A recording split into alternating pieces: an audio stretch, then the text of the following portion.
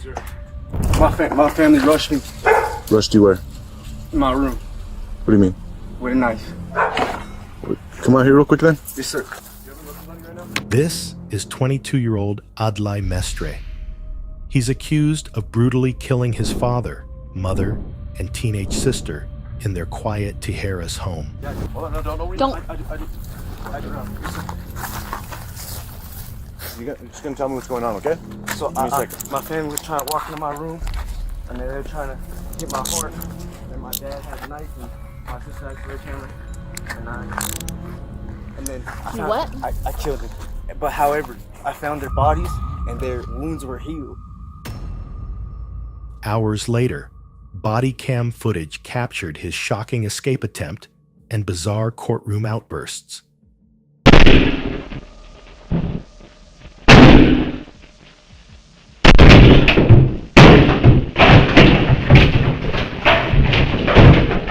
He killed his family, then escaped the interrogation room.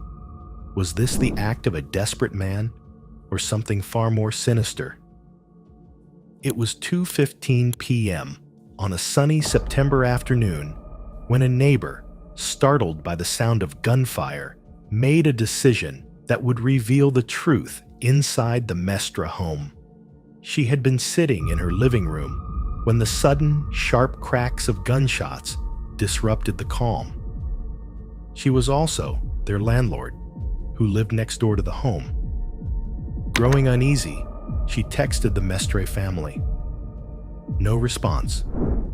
She stepped outside, hoping to see some sign of life, and honked her car horn in an effort to draw someone out of the house.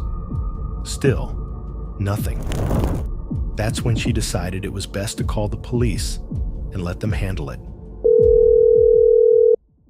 911, what's your emergency? Hello, I'm not sure what's happening, but I think I heard gunshots from my neighbor's house. All right, got it. Are you able to see anyone, or do you see any signs of movement? No, it's just nothing. But the dog is still whining, and I'm scared to approach. All right, stay where you are. What's your address? Minutes later, Bernalillo County Sheriff's deputies arrived on the scene at 55 Young Road around 2:14 p.m. Body cam footage, later released as part of the investigation, captures their cautious approach to the Mestre home.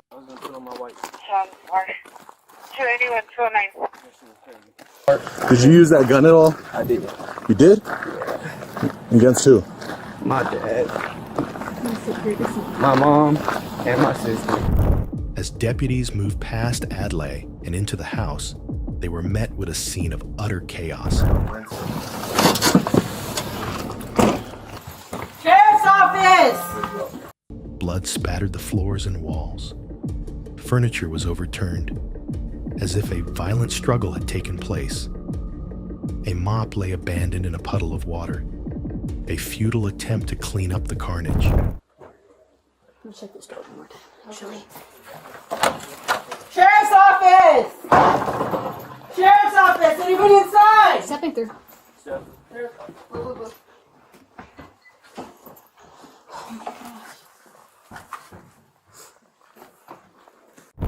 The air was thick with the metallic tang of blood and the faint, acrid smell of gunpowder.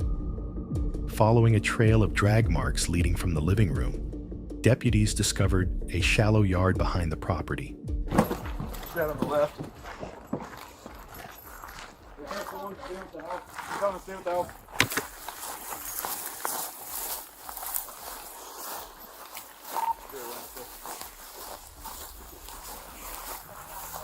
There, they found the bodies of Ronaldo Mestre, 46, Vera Mestre, 51, and Brielle Mestre, 17. The family members were stacked face down, their wounds gruesome and their lives brutally cut short.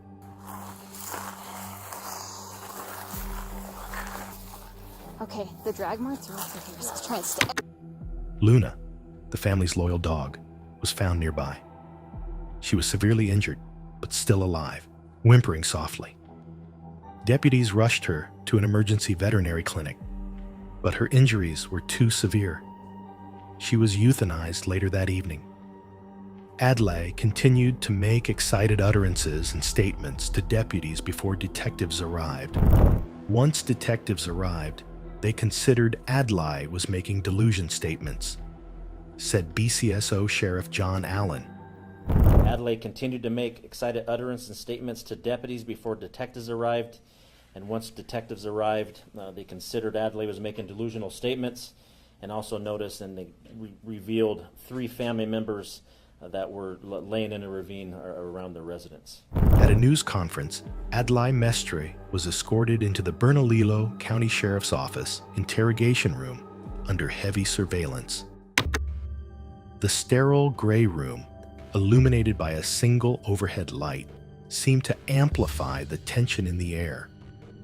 With a camera positioned to capture every move, investigators prepared for what they anticipated would be a grueling process. Cool, man. I'm going to have them take you out of handcuffs. Go ahead and stand up. Get you out of handcuffs. It's a little easier if you stand up, okay? So, before I take you out, man, no problems, right? You're not going to cause me any problems down here? No problems. No problems? Cool. Do you need any water or anything? No water. We all okay? Same with crazy day. Understandable. Some water, and I'll, go ahead and take them out. I'll get you some water. It gets kind of cold. If it gets a little too cold, I'll try to find a blanket or something for you, okay? Yeah. What unfolded, however, would surpass even their expectations. Adlai sat in the chair, his posture unnervingly calm. His hands, cuffed in front of him, rested on the table. His expression was blank, offering no immediate insight into his state of mind. Detective Cameron Carroll entered the room and began with formalities, ensuring that Adlai understood his rights. I'm with the sheriff's office. Okay, so I'm one of the detectives that's out here. Just gonna come talk to you about what happened today, okay? But before we go anywhere, I just want to make sure I have your information correct. Sir. How do you say your name? Adlai Mestre. No. Adlai? Adlai. Adlai? Okay, and how do you spell it? Adlai. And then David, and then how do you Mestre. spell your last name? Mestre. R-E? R-E. And did you come with that phone? Did you have the phone on you when you... No? Okay. Where's that phone? Is it at your house? Where's your phone at? At the house. At the house? Okay. And do you live at that 55 Young? That's where you live? Thanks, sir. How long have you lived there? 2 2-3 years. Okay. And who lives there with you? Your family? Okay. All right. Are you originally from here? Yeah. Born and raised? Yeah, me too. Okay. The detective asked simple questions, but Adlai's responses were measured, almost robotic. When Carroll explained his Miranda rights, Adlai repeated them back as if to prove comprehension, but paused often, his words slow and deliberate. First off, is English your first? Around 9 p.m. we're like facing, there's like seismic waves. So I was just aiming at cell towers, top of Big Bend, top of Seattle, and then I was hearing a lot of seismic waves and a lot of women were hurting. So then I helped the woman pull coins out of her vagina, and then healed, and got a submarine. And next thing you know, the seismic waves would have stopped because they're only down for like 34 seconds. At one point, Carroll asked, "Do you understand that anything you say can and will be used against you in court?" Adlai hesitated before answering. "Yes, sir," his tone flat, devoid of emotion. Anything you say can and will be used against you in a court of law. Do you know what that means? Adlai, do you know what that means? Yes, sir. As the interrogation progressed, Adlai's behavior shifted. Initially compliant, he began to inject disjointed and bizarre statements into the conversation. He spoke of curses, seismic waves, and unseen forces that he claimed manipulated his family into turning against him. His voice, carried an eerie calmness, even as his words spiraled into incoherence. "You wouldn't believe me," he muttered at one point. "But the seismic waves, they're real." When the detective asked Adlai to recount the events leading to the deaths, his tone remained detached.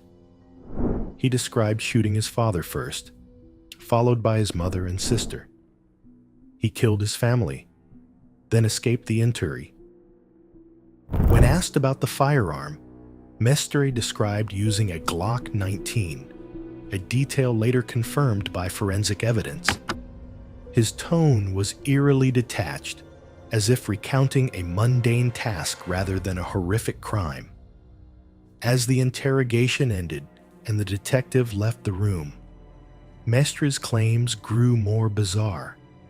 He insisted his father's wounds had closed up after being shot, forcing him to fire again.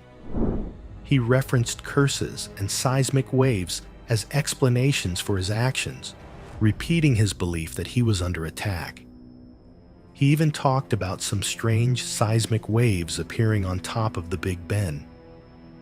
At one point, unable to get the officer's attention, Adlai resorted to urinating in a bottle. When they re-entered the room, they were surprised. Spotting the bottle, one of the officers remarked, "You should have told us.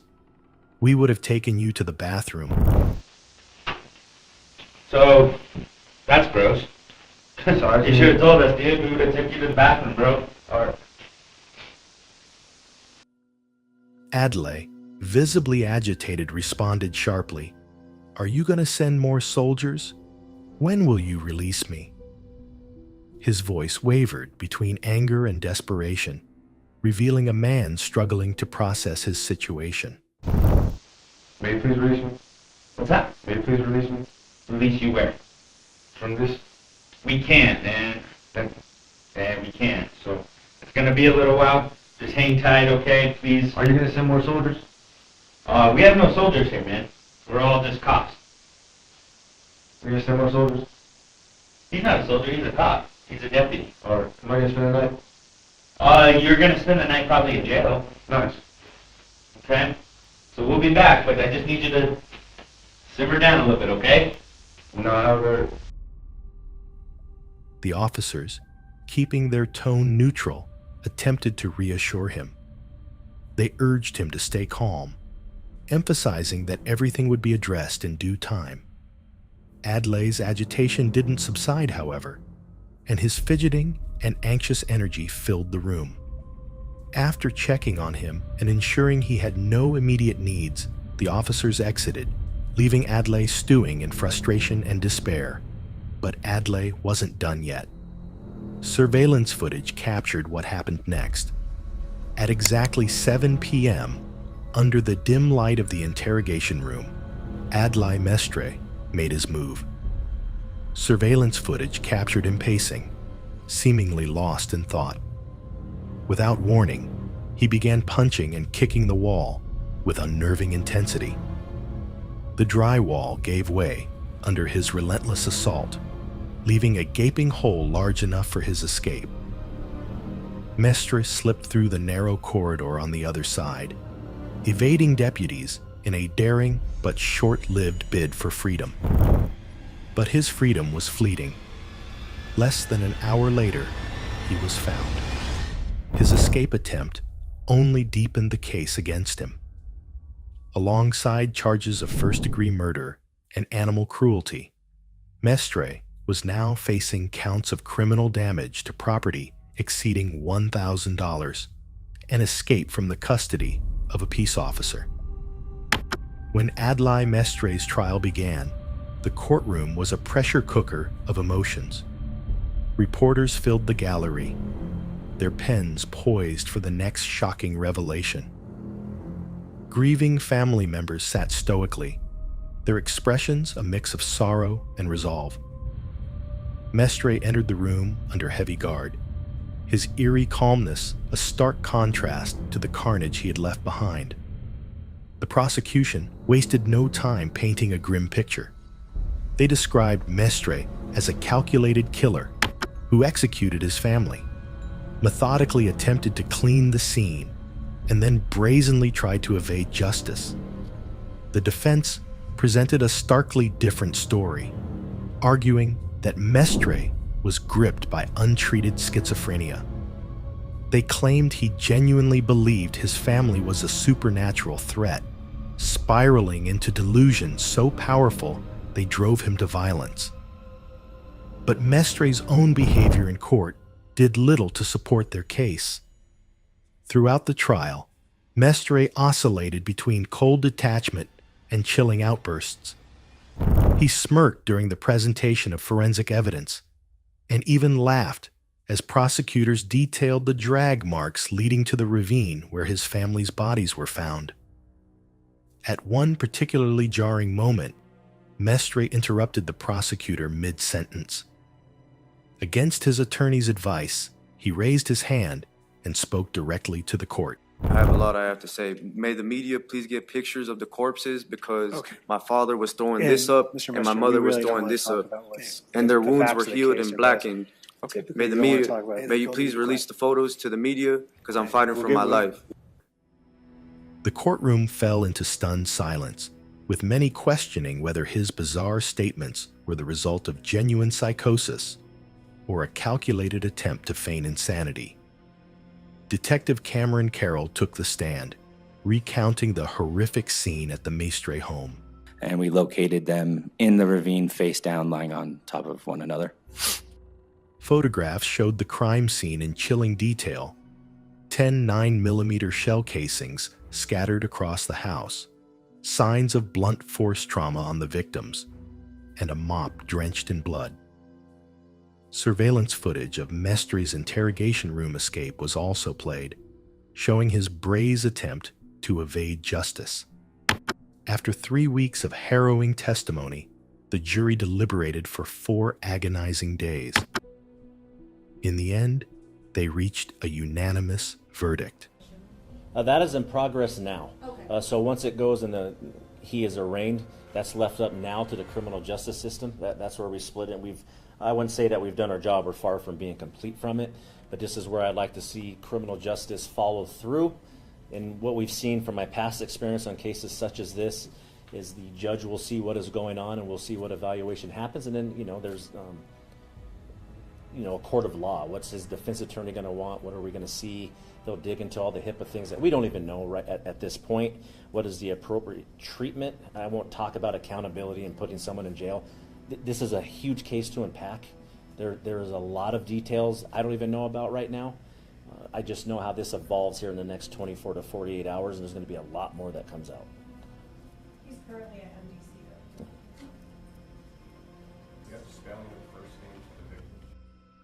though. Adlai Mestre was found guilty on all counts, including 3 charges of first-degree murder, extreme cruelty to animals, tampering with evidence, and escape from custody.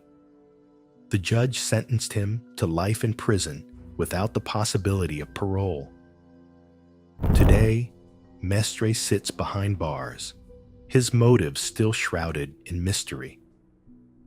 The community of Tijeras remains haunted by the tragedy, rallying to support the surviving relatives and honor the memory of 17-year-old Adlai Mestre. A scholarship in her name has been established, celebrating her kindness and leadership. Meanwhile, the Bernalillo County Sheriff's Office addressed the public's lingering questions. This is where I told you there was a lot to unpack. We know that he went to Haven and that he had no homicidal or suicidal ideations. This is where I tell you there's so much of the red flag law and competency that's involved. We do know, and I'll give the specifics to you also, for the firearm that was utilized. It was utilized but given to this family all legally. The problem that I'm having just with the preliminary information that I have is if you went to get a mental health evaluation, even if you didn't have any homicidal or suicidal ideations, there needs to be some type of recognition within the system or notification to law enforcement. The story of Adlai Mestre is one of unimaginable tragedy and chilling mystery. From the brutal murders to his daring escape attempt, it forces us to confront unsettling questions about the human psyche and the nature of evil. Was Mestre a man consumed by delusions, or a cold-blooded killer hiding behind a facade of insanity? What do you think? Share your thoughts in the comments below. And as always, stay curious, stay vigilant, and we'll see you in the next video.